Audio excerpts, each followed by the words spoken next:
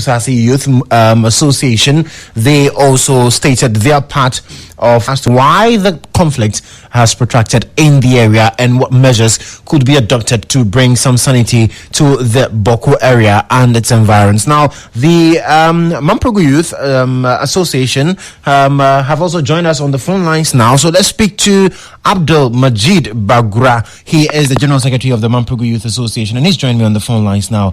Majeed, good evening. Welcome to Start Today. Thank you very much. Good evening. I hope you're doing well. Oh, I'm very great. Great. So, Majeed, let's start from the impact of the conflict in the area. We'll come back and talk about what is accounting for the prolonged conflict in the area. But now, the key thing is the curfew on the area. How bad is the curfew affecting people in that area? Okay, thank you very much, and I'm very grateful for this opportunity. Frankly speaking, the curfew is really affecting business activities, and then a lot of people had to rush to the market then back home because by 6 p.m. everyone is supposed to be indoors. Then there's also an impact on education. Then the health workers, because you cannot use a motorbike to work, you cannot ride your motorbike and then to hospital or to school. There is total ban on motor riding in Bawku as far as somewhere in November. And then recently the RECSEC has also reviewed a decision to include the ban on tricycles, which is popularly known in Bawku as yellow riders. So all these bans is affecting economic activities and then education, because people will now have to devise various means of sending their wards to school and then to work. So the curfew is really affecting. It's really affecting. So if it's really affecting you, like you say, then the question then would be, why do we see these conflicts protracted? Because, I mean, for over 2 decades, it's lingered.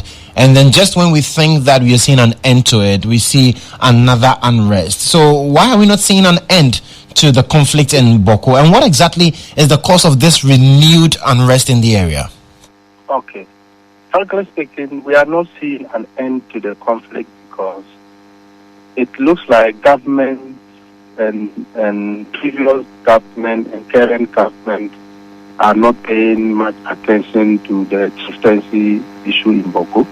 You know, whenever we have conflict, there's a remote cause and there's an immediate cause. The remote cause of the Bawku conflict is our chieftaincy. It's a chieftaincy dispute up to date. There's no any proper organization that the government has put in place to see that resolve. No, nothing like that is happening. And there's also an immediate cause of the conflict. The immediate cause of the conflict that occurred last 3 days is as a result of continuous attack of campuses and its sympathizers. You know, on the 12th, we met the Defense and Interior Minister as well as the Acting National Security Minister in Tamale. And with that, we should say no to guns. We should put our guns down.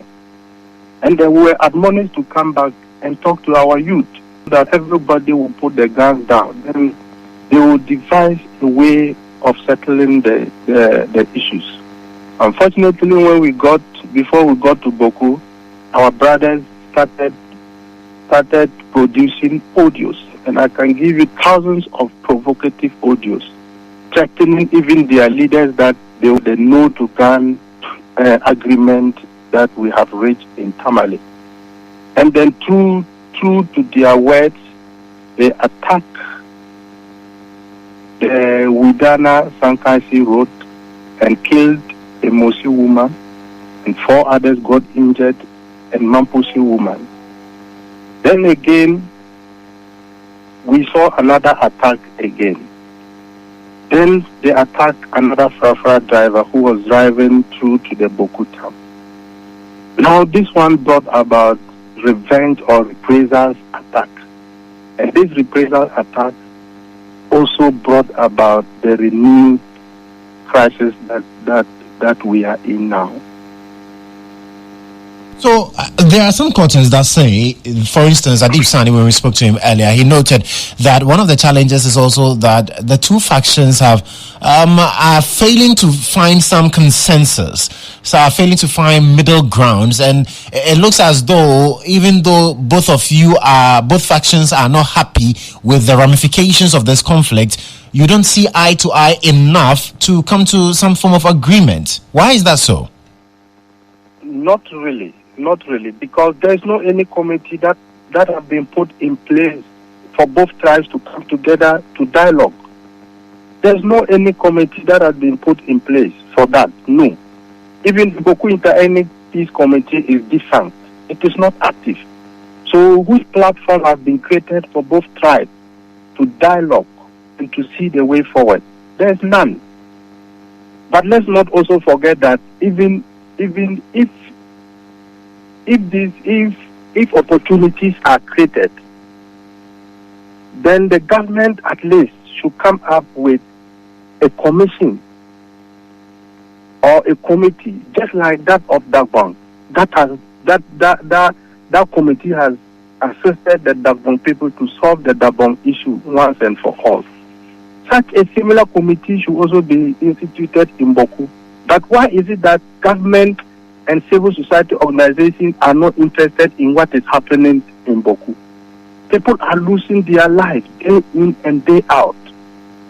Day in and day out. Yet nothing. We are not seeing any tangible measures being put in place by government or even by the National House of Chiefs to resolve this particular chieftaincy issue. No, we are not seeing it. So now where do you want the people to go and have a common ground to agree on certain things? The common ground that we had was what was initiated by the Defense and Interior Committee in Tamale. And our other brothers breached that pact. Now there's no any pact again. So that is clearly the issue. So the issue is that we need government to come out clear with a roadmap towards ensuring that, okay, this is a roadmap that the government is putting in place to oversee and to look at how to solve the Bawku chieftaincy issue. Nothing like that is happening. We are not seeing it.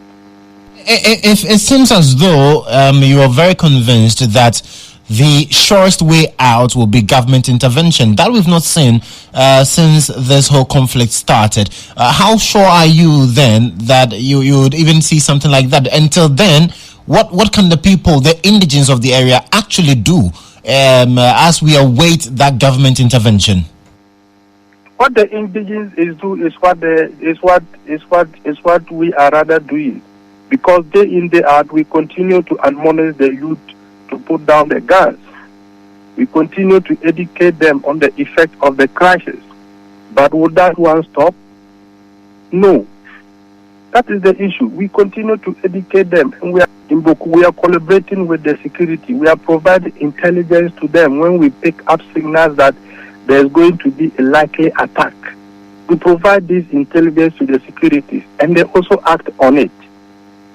But while they do that, let us also see what can be done to ensure that the chieftaincy dispute is resolved.